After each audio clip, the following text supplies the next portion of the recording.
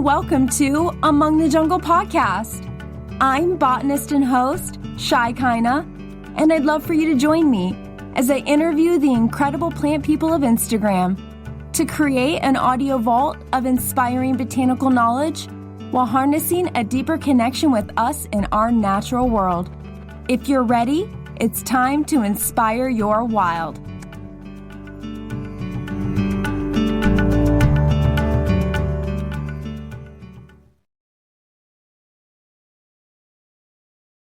Welcome back, Jungle Dwellers, to episode number 6 of Among the Jungle podcast. Today, for the first time, we're actually leaving the country and journeying to Stockholm, Sweden, Agricultural Zone 7A, with plant straw creator Elin Fyhr.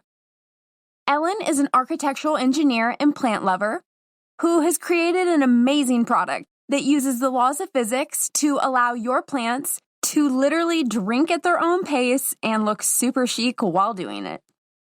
Since it's the time of year for holiday travel, I thought that this would be a great time to talk about a tool that could take some of the stress out of leaving those treasured or even finicky plants behind while you travel.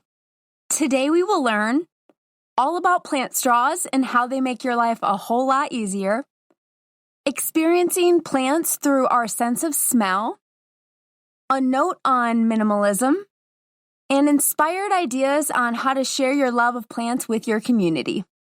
Elin and I actually experienced quite the technology mishap after our first round recording this interview, where the audio provider lost our entire recording.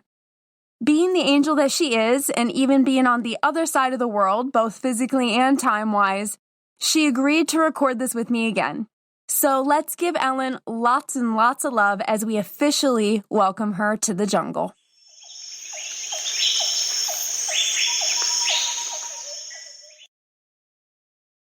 Again, thank you so much, Elin, for being here. Thank you so much for having me. So you're joining us from Stockholm, and I'm curious what the local plant scene is like there in Stockholm, and maybe what your first significant memory of plants was. So the plant scene in Stockholm right now, I think, there are two parts to this question, perhaps. One is like what people are struggling with right now, I would believe, is the short daylight hours that we have. Us too. Yeah, I can imagine. It's down to around 7 hours here of daylight now. So that's not very nice. And also the dry indoor air that you get in the winter when it's colder outside. But then the fun part of the fun scene here perhaps takes place on Instagram a lot. There's a lot of people there from Stockholm. And also on Facebook, we have some nice Facebook groups with plant people. Awesome. Do you guys organize any plant swaps and those kind of things?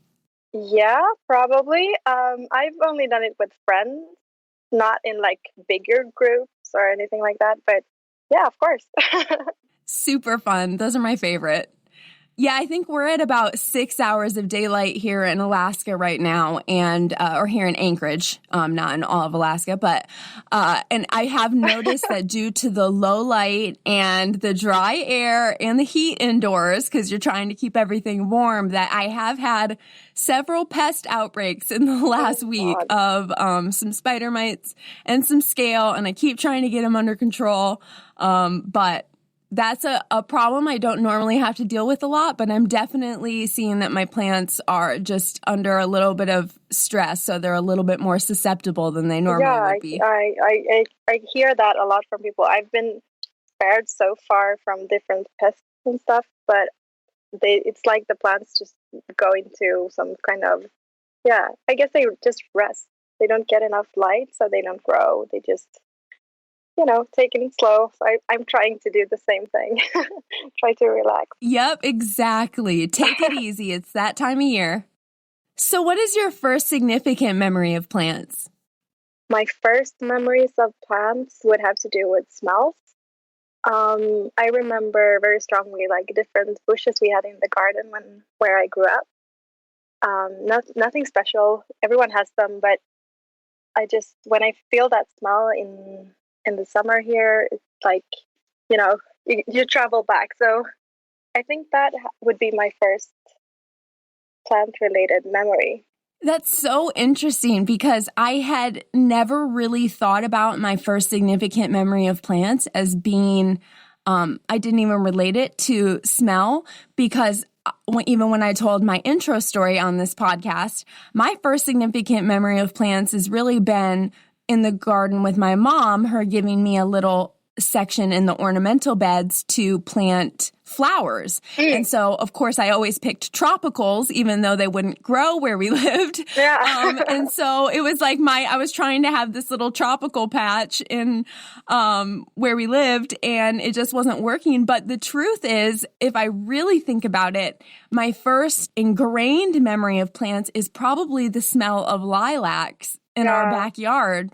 That's a smell that, well, you don't see lilacs everywhere, and they're definitely not down in Florida. So now that I've come here to Alaska this year, the first place that we rented before we moved into our house, there was a huge lilac tree in the yard. And I remember walking in and that smell hit me, and I was just like, wow, I haven't smelled that in years. And it took me right back to my house. And all that stuff. So that's really cool. I love that connection of it being with scent. Yeah, it's really sweet. And it's really, I love that it's not only like memories of plant smells, but all smells really, really take you back. It's such an interesting thing. Yeah. You mentioned that there was a garden there that you did a kind of a special walkthrough on. Would you explain that to us a little bit? Yeah, sure.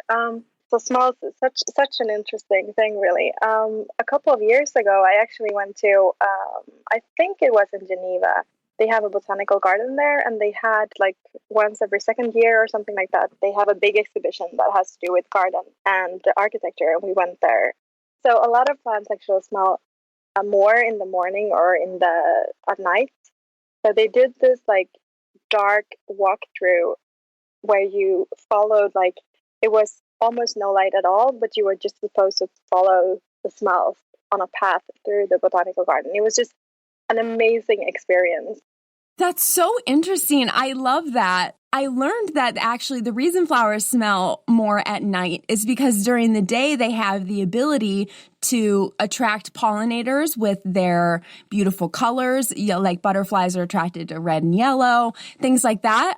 So they normally use their flower and that kind of thing to attract pollinators during the day. But at night, when pollinators can't really see, the smell is actually what they're using to attract pollinators. So really? I thought that was really interesting, but I didn't look that up until you originally told me that story about that botanical garden. I thought that was super interesting. Wow, I did not know that. That's really cool. So that's why.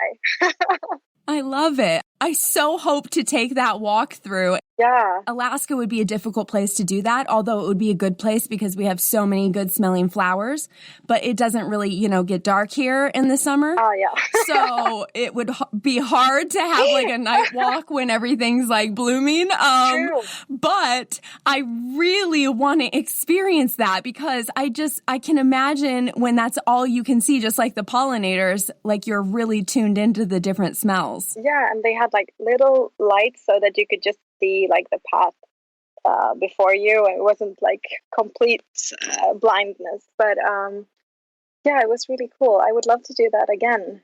Well, hopefully I'll come to visit you and we're going to make that garden walk happen. Yes, I hope they do it again next time they do the gardening exhibition.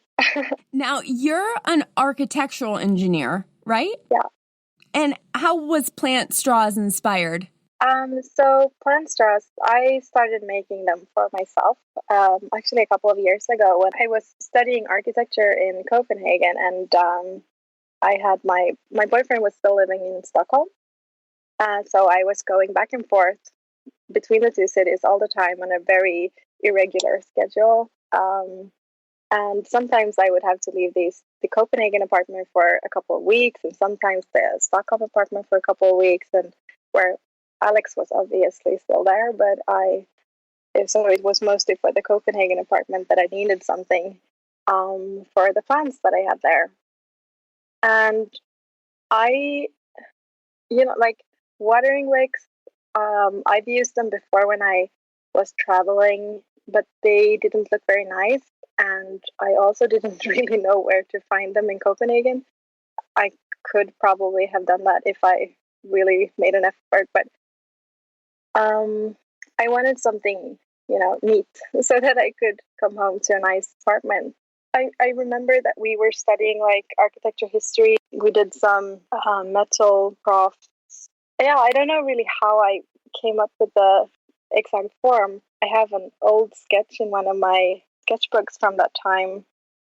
Looks pretty much the same, even though it's a really ugly sketch. I love it. That idea wiggled its way out of there. Yeah. How did you make your first one? That time I bought 1 meter. That was like the length of the tube that you could buy in the school. And I started chopping it in 3 for some reason. That felt good, I guess. And then I started bending it with different radiuses to see what it looked like, really. I experimented a lot with different kind of cotton cords in the beginning, or other materials as well. It's actually a struggle to find something that worked really good. So I made a few attempts, and I asked friends or, in my network if anyone knew, because it's kind of science-based how the water comes from the vase to the plant. And I didn't really, I'm not sure I really quite understand it today either, but it has to do with capillary action. You have to find a cord that is soft enough to absorb moisture. And really pull it through. Yeah, exactly. And also it differs a lot how much water comes through depending on the material of your cord. So. Oh, interesting. Yeah. And I've done some experimenting, and I've found that the one that I'm using now is actually really good. It's made from recycled cotton, so that feels good. If you use something that is even softer, they will sort of dissolve or deteriorate. I've used my plant straw in a Monstera Adansonii, and I wanted to test it in that because I know that's a good plant for it. It's kind of a tell-all plant. So if it gets too much water, it's going to get the drips. It's going to push the perspiration out the tips of the leaves. So if it's getting too much water, and of course it'll be dried out if it's not getting enough water. So I've put my plant straw in it, and I've been watching it for a couple weeks now, and it's never gotten overwatered. It has honestly stayed the perfect. I did make sure that the cord is close to the root system and all that stuff, but it really stays the perfect amount of moisturized for that plant. It loves it. Wow, that's so cool. I'm so happy to hear. And it's in a small pot, so it dries out really fast. Yeah, I love it. Do you remember how much cord you dig down in the soil? Because that also makes, if you dig more down, it gets more water. Yeah, so the pot that it's in is really small. That's why it dries out so fast. So it's probably in about, I'd have to say a 3-inch or so high pot. And then I have the cord coming out probably about 1.5 inches. So almost, I would say, not quite half, but close to probably half of the soil level in that small pot. And you just pushed it straight down towards the roots, or? Yep. Like your directions, I used a chopstick and slid it right down in there, and then pulled the cord out about 1.5 inches and slid that right down in there too. And yeah, so far I haven't had to make a single adjustment to it. And I check it to make sure it's getting all the water and everything it needs. And I fill that container up, and slowly, it takes about a week for the water to move over. But it's kind of fun to look in there every day and see that the water has gone down. It's pretty cool. Yeah, but it does, right? It's slow, but you can see it. On my fern, I have a big champagne bottle right now. And it drank almost half of it in, I would say, maybe 2 weeks or something. Wow. Yeah. Wow, that's awesome. I love the big globe one that you have. I'm looking for one like that's clear, that I can actually see through it. I think that's cool. It's really nice that you can just keep pulling out the cord and using it. I mean, you provide so much extra cord that you can really even move it from plant to plant. Even if that cord does start to deteriorate, you still have a lot of life left in just the cord that you provided it with. But it is also possible to put a new cord in it, is it not? Yeah, it is. And you would need like a plastic wire or some stiff wire of some sort. I'm working on finding one that I would like to sell in or provide through my web shop later on, but I haven't really found the right recycled plastic string. But I haven't really found one yet that I would like to use for that. You mentioned that you've been trying to use some recycled fishing line, right? Yeah, no, I haven't used it. I'm using fishing line right now, but it's not recycled. I would love to find and I actually discussed this with a friend of mine who's into fishing. If he knew where to buy that or find that, and then he told me that because I don't know anything about fishing. Maybe you do, but I don't. And he told me that last almost 20 meters or something of a roll is actually never used because, they need that just to... Oh, just to get to the end of the fishing pole. Yeah, something like that. So I'm considering to contact different fishing clubs or something like that to ask them leftover reels. When they leftover reels, if I can buy them from them or something when they have to exchange it.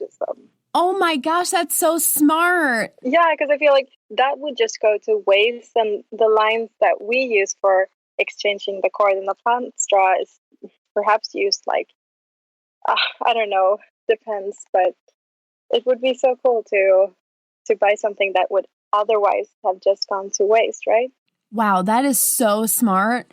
I didn't even think of that aspect of it, of the last little bit that's left around the cord that, you just can't do anything with. Yeah. That's super smart. That was a good person to ask. Yeah, definitely. Has your design for the plant straws changed or adapted at all over time? Since you've started designing it, you do hand make them, right? I do hand make them. Right now it's either me or my dad making them and sending them your way. Shout out to Dad. Thank you. I've engaged my whole family in this little business of mine. Teamwork makes the dream work. Yes, and it's so much fun to have them with me on this. It feels so good. No, but yeah, I've made some changes to the design. Like right now, I'm making them in stainless and brass, and I'm making them in 2 different sizes. And before that, I had copper as well for a while. I had aluminum for a while. I've also made copper. Yeah, that was nice. I've been experimenting a bit with the radius and the length of the tube that I use, but not any major design changes. It's always been since that very first sketch, actually. When did you actually start Plant Straws? How long have you been going through this creative process?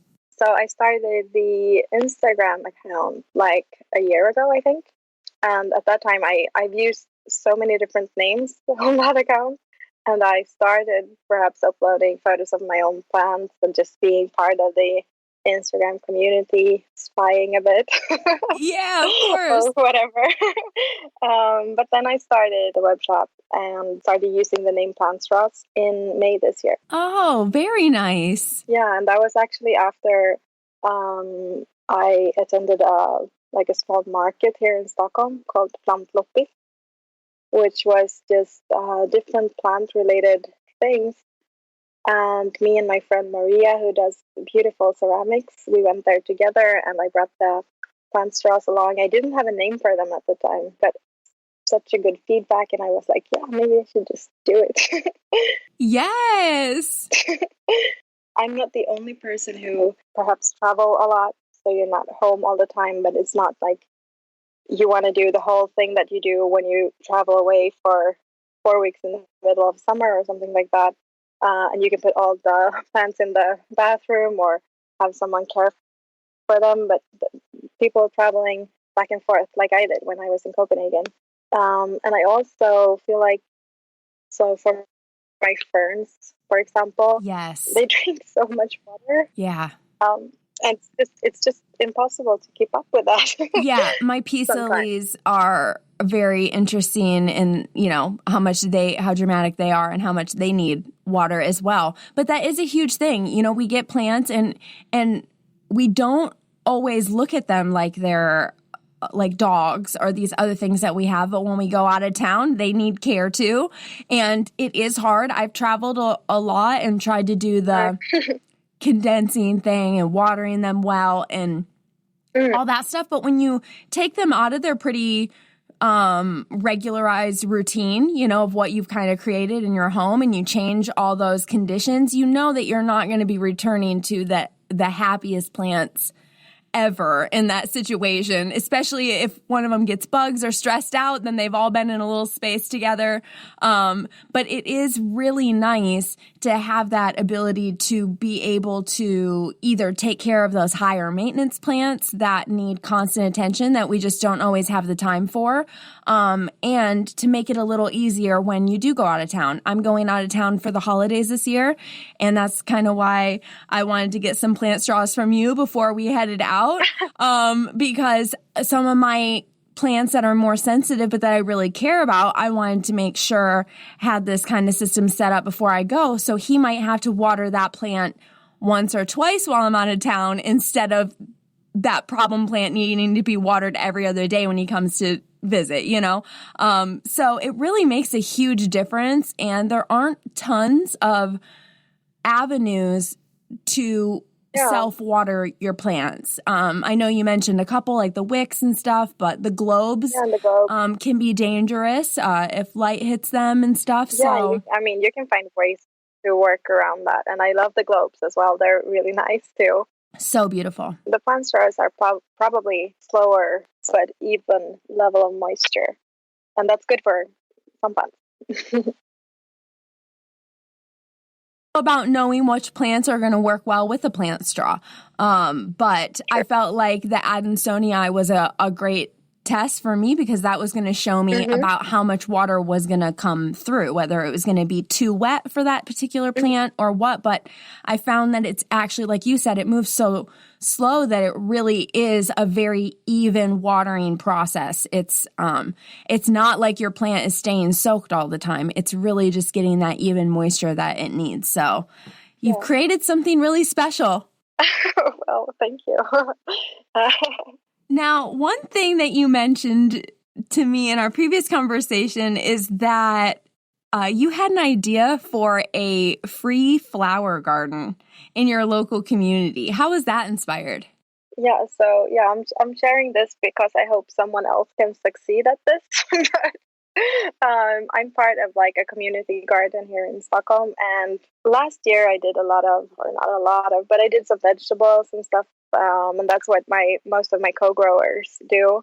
But this year I felt like it would be so cool if we could do like just a lot of flowers that everyone that lives in the neighborhood could just come there and get their like Friday bouquet instead of, because it was a lot of talking at the time about importing flowers to Sweden, because a lot of it comes from like Central Europe, some of it comes all the way from Africa, and that's just not a very sustainable process. So I figured we have like really nice flowers that we can grow here as well. So I felt it would be a good idea, to grow that kind of thing in a community garden, and everyone could come there.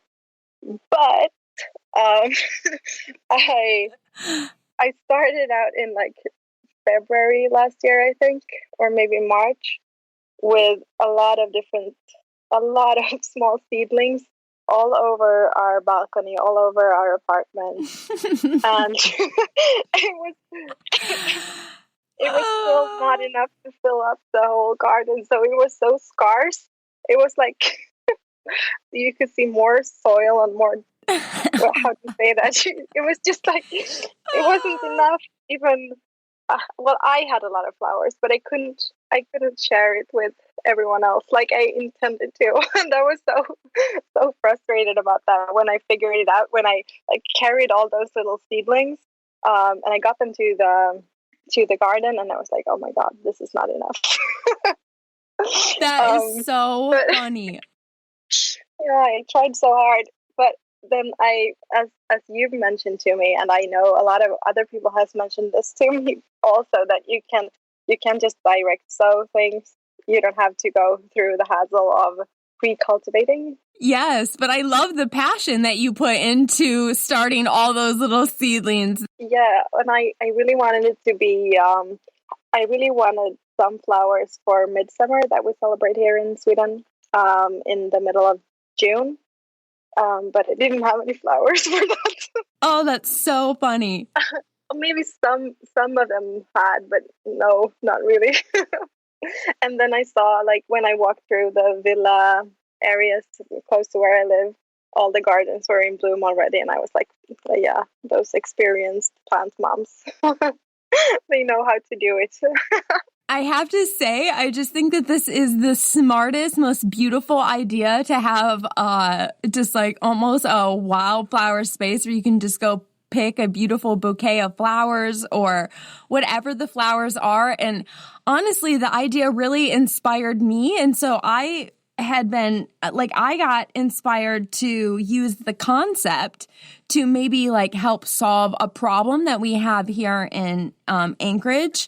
And one thing that we do have here in Alaska, downtown, is there is a lot of, in some areas, homeless people. And so I thought it would be incredible, since we have a lot of spaces, like a lot of green spaces that could easily be cultivated, that it would be cool to do something like that, except maybe even with vegetables, where literally like that's such a they good can idea. just pick the vegetables, you know, like this is just grown for you guys. Like if you see something ripe on it, you can eat it. But I was challenged with that concept because one thing that we have here in Alaska that will not allow that to work is moose. Moose will eat all the vegetables before anybody gets to them. So that's actually the challenge that I'm looking at here. So hopefully somewhere in the world, someone can create this free garden concept. And make it a real thing. I would love to see it happen. Yeah, I might try some version of it again this summer, but perhaps not with that much seedlings in the apartment and on the mahogany, because it was so nice. Oh my gosh, it cracks me up. Yeah, I've been there. I've been covered in seedlings before. They take up a lot of space. They do, and they grow. That's the problem. They get bigger and bigger. And they take up flat space, so it's like you can't stack them on top of each other. No, exactly. It's just like, oh my God, what did I do? Speaking of having things all over the place, I know that one thing I've been practicing on a deeper level this year is the concept of minimalism, which is one thing I absolutely just love about the aesthetic of your Instagram. I love plants and minimalism. I think that they're great together because I really feel that plants bring that warmth that sometimes minimalism doesn't always have. And just the beautiful dynamic of the plant straw as well, that very like geometric look. I think that the concept of minimalism is really great. And I know that through your onboarding process, we talked a little bit about that you're not really like a believer in deals, as you're afraid that it kind of leads to maybe consuming things that we don't really need.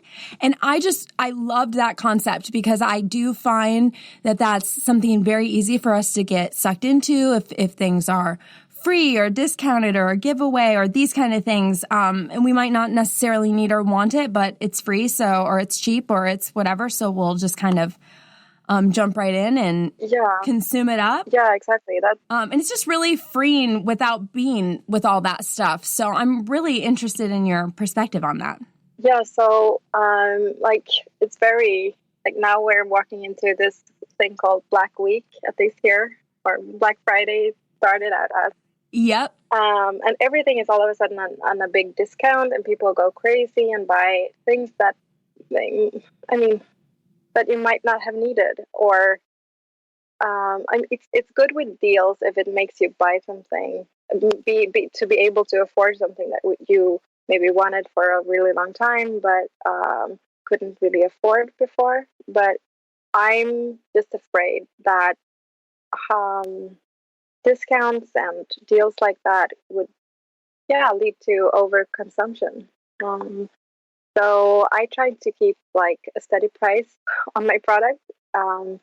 And so it won't change if you are looking at it now and you're like, maybe, or find it too expensive, or just want to consider or hear someone else's view on it first, then it's going to be the same price next time you come back. So it's like, I don't want to force anyone buying things in general. And I know that some, I'm not the only company trying to work like that. But I hope it will be even more a thing that we do. Yes, I agree totally. First of all, you're attracting a certain client, and and that client knows that when they spend that money, they're going to get that quality product from you. Yeah. And I don't necessarily think that we need discounts to show that something has value. I almost think that's an opposite concept. I haven't really done any research on this. I'm just, thinking for myself that if I consider something before I buy it, I will keep it for longer. Yeah, so that's also part of it, Oh, that's very true. As an example of this, my husband and I just went to we love to thrift. So that's like one of our favorite things to do to decorate for our house. We love to thrift. And basically our main thing is that's great too. Yes, it's not even that. Well, we do love to thrift, but it's not even that we love to thrift as much as it is we don't love to buy things new. So, especially because a lot of brand new stuff is made with plastic, and you can just smell like how toxic plastic is if you go to the stores. I mean, you can literally smell it when you like walk in. I know this. The reason I said that is because we did actually buy my husband a toolbox, like a little thing for our tools, and it's made out of plastic, and it is the most awful smelling thing in our utility room. It just smells like rancid plastic. It's horrible. Plastic is just the worst. So we really don't like to buy anything new. We really like to thrift and stuff whenever we can. So we were at the thrift store, and one of our favorite things, we collect books and plants. And so books are one of our favorite things, and I get hooked like looking through the bookshelves. So especially in the garden section, I always have to peek the garden books. I have a really nice collection of garden books. Yeah. And I love like garden books from the 70s. Sorry to interrupt you, but I had to say that. Garden books from the 70s are my favorite.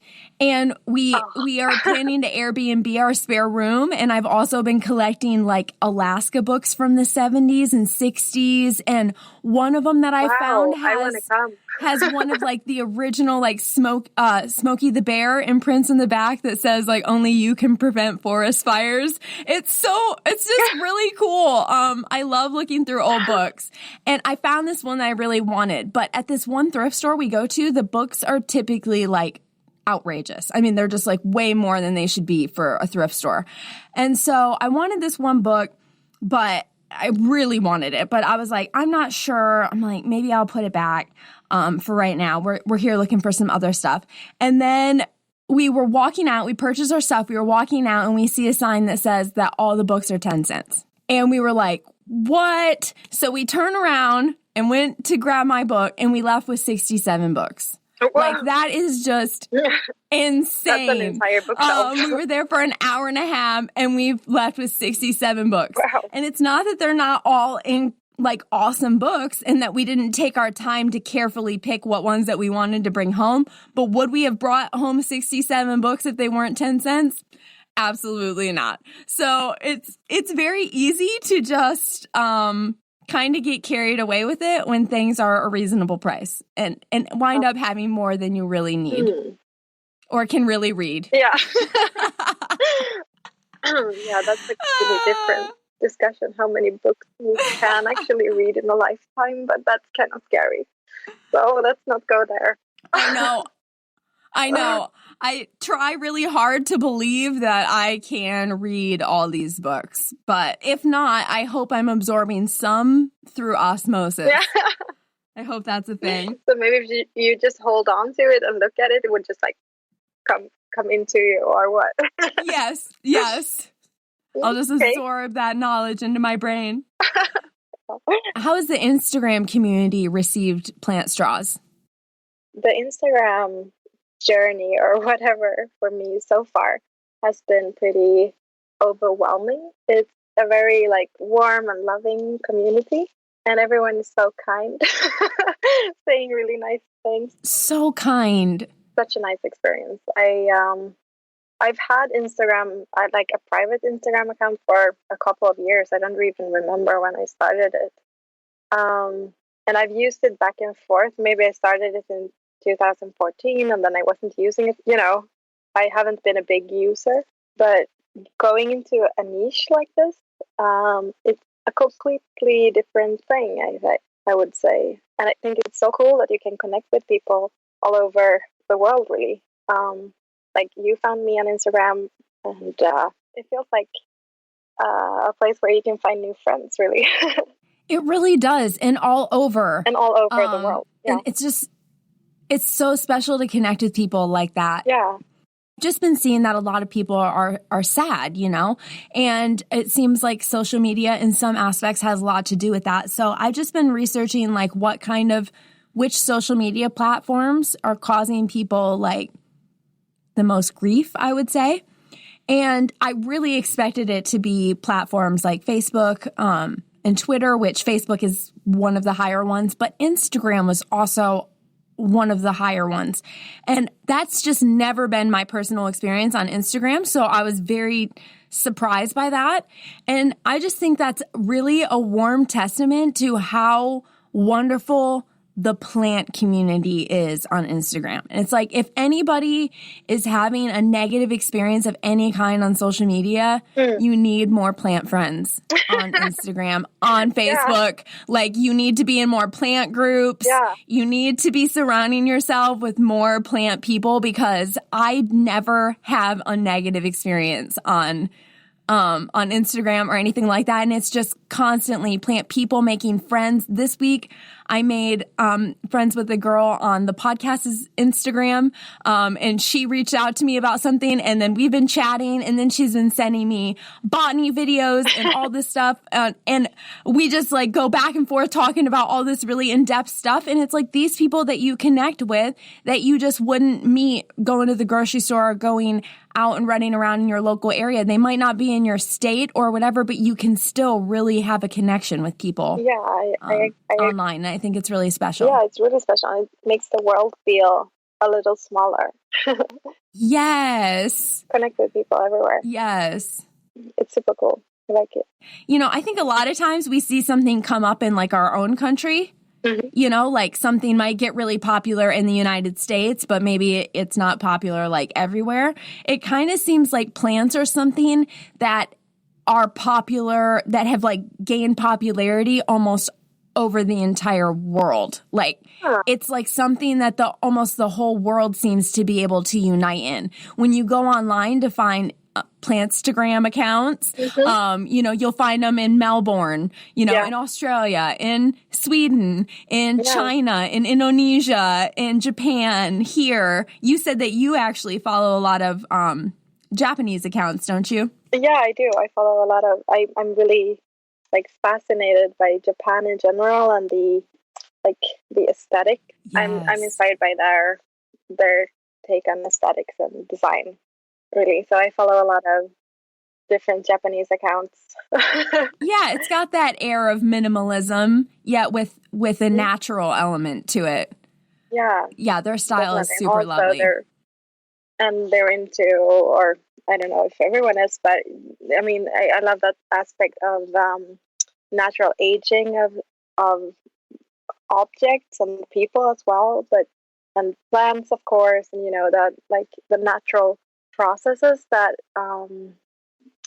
affects things, you know. Yes. And that is something that you find a lot in Japan as well. In I think it's called wabi sabi or something like that. I'm probably saying it wrong, but it has to do with, it's a philosophy about the aging of objects. Yeah. That's so beautiful. And finding the beauty in it, in all of those phases of life. Exactly. I came to think about that. I haven't thought of it this way, but the plant straws, one of the reasons that I want to work with metal is because I think it has it gets a beautiful patina. Yes. I can't wait for mine to patina. It will. I even sometimes when I'm squirting my one plants with a water bottle, I even squirt it with a water bottle a little bit. I'm not going to be mad if you get a few little dingy spots on you. You should touch it as well. It gets Oh, after a while you see the mark on your hand or like dark spots. It's pretty nice. And that's why I got excited when I heard you say copper, because I love the way copper patinas. One other thing I just thought of is, do you think, in your personal opinion, would it be possible to mix a water-soluble fertilizer in your water container? I haven't tried, but I've been curious to try. I think so. Yeah, I just thought of that. Yeah. Because, of course, if you put like a slow release and you're not watering from the top, it's not really going to do anything. But I would think that would be totally fine. I was just curious if you've experimented with that. Yeah, I think so too. No, I haven't actually, but it sounds like a good idea. Yeah, it sounds like definitely something I would avoid something like organic, maybe, because that would make the core deteriorate faster. Yeah, and also, yeah, that only matters if you have a glass bubble or a glass vase, but it makes the water brown, so it wouldn't look as nice. Oh, okay, that's it. Okay, but yeah, maybe it would make the core deteriorate faster. But something that you can do, and that I have done myself, is to remove the cord and then wash it in the washing machine and then put it back. Cutting away the bad parts, like if it gets a little, messy in the ends, I would cut that away and then I washed it and reuse it. Awesome. That's super smart. Yeah, that could be something, because maybe if you move it between two different plants, then you're afraid of transferring like diseases or something like that. It's a good idea to wash it first. Yeah. Oh, that's so smart. So, if there is one piece of advice that you could impart the audience with, what would it be? Dream big. Really, really big. Really, really big. And start a flower garden. Yes, please, someone. That's my advice. Please, someone out there, start this free flower garden. Yes. We really need to see this happen. Actually, I would love to see this happen in places all over the world. I would just love to. I would love this conversation to inspire people to plant more seeds, even if it's just for other people's enjoyment. Yeah. Yeah, definitely. Because plants are really bringing people a lot of joy. It is. And it's so fun to see them grow up. Yeah. What are some of your favorite plants in your own collection, Elin? That's like selecting your favorite kid. Oh, I remember you told me about your one plant with a story. Okay. Yeah, I have a plant with a story that I got through a friend of mine. It's a Hoya of some sort. I don't know. I don't think it's anything special or rare.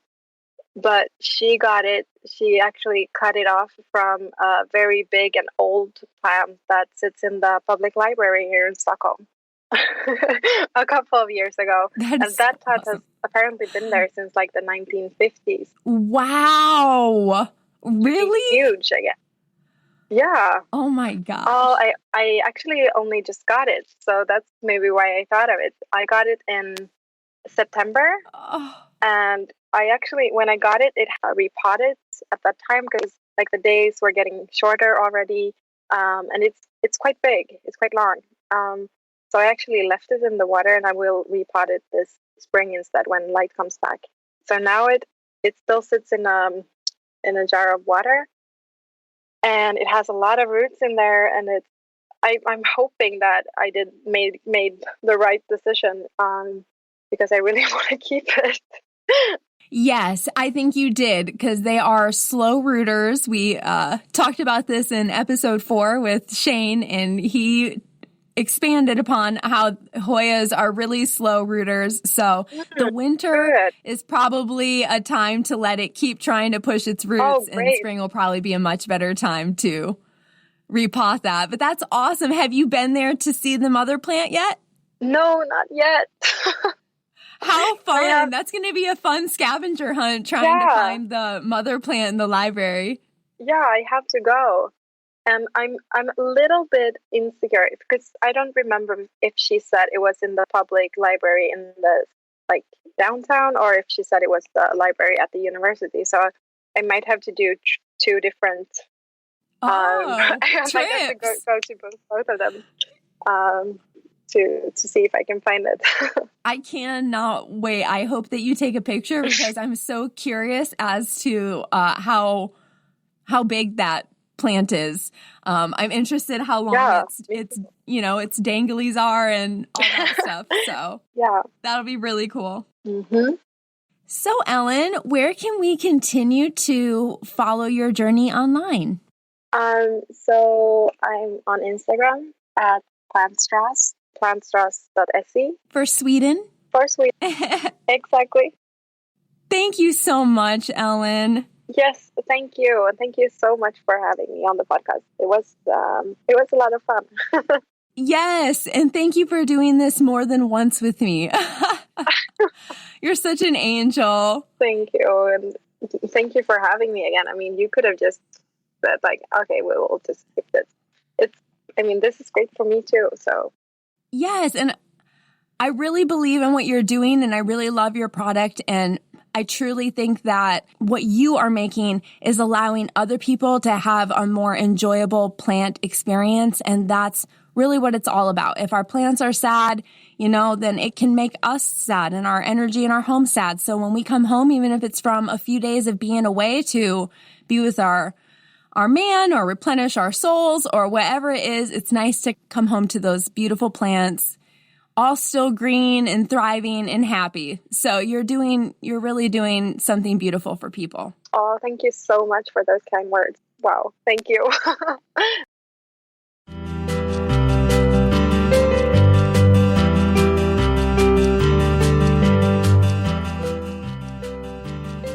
Plant parenting doesn't have to be hard. And if you're a busy plant parent or someone who just loves to travel, Plant Straws just might take some stress and expense out of those times of wanderlust. And I promise your plants are definitely going to thank you for it. And this week's challenge is all about seeds. I challenge you to order some seeds, or gift some seeds, or potentially even swap some seeds with a fellow plant friend. The main purpose of this is to challenge you to start growing plants from seeds. It's such a rewarding feeling and a unique experience. You learn so much about the botanical world by starting things from seed. So be sure to tag Among the Jungle podcast and Plant Straws if you wind up buying or swapping some seeds this week. Don't forget to follow Plant Straws on Instagram and visit her Plant Straw shop at plantstraws.se. The show notes for this episode can be found at amongthejungle.com/006. And please don't forget to subscribe, rate, and review this podcast. And of course, share it with any of your planty friends who you might feel need a little extra botanical wisdom in their week. I hope this episode inspired your wild. And I hope you're inspired as well to take a hint from the natural world and rest and reset during this wonderful winter season. It's my intention for the seasons of this podcast to flow with the natural seasons as well. And with the winter solstice ahead, this means that our very first season of Among the Jungle podcast is nearing its end, with our final fall episode releasing on December 17th, just a few days before the winter solstice. I'm very excited to share that final episode with you. If you want to be a part of co-creating this show with me for the upcoming winter season, please head over to Among the Jungle podcast on Instagram and leave your guest suggestions, favorite podcast listening platforms, opinions on solo episodes, and just general feedback to help me improve the podcast and give you the content you desire. I've created methods in the story and on the page for you to leave your feedback, and feel free to message me or contact me through the website at amongthejungle.com as well. I'm loving every second of this journey with you all, and I look forward to doing even more co-creating that journey together. I think that's all the updates for now, Jungle Dwellers. So until next time, love, light, and aloha.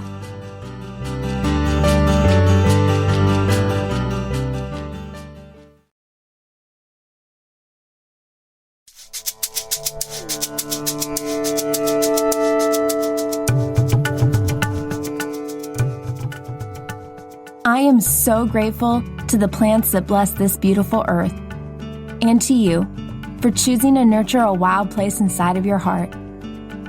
I hope this episode inspired your wild, and I'd love to hear your feedback, suggestions for future guests, and other botanical notes at amongthejungle.com or Among the Jungle on Instagram.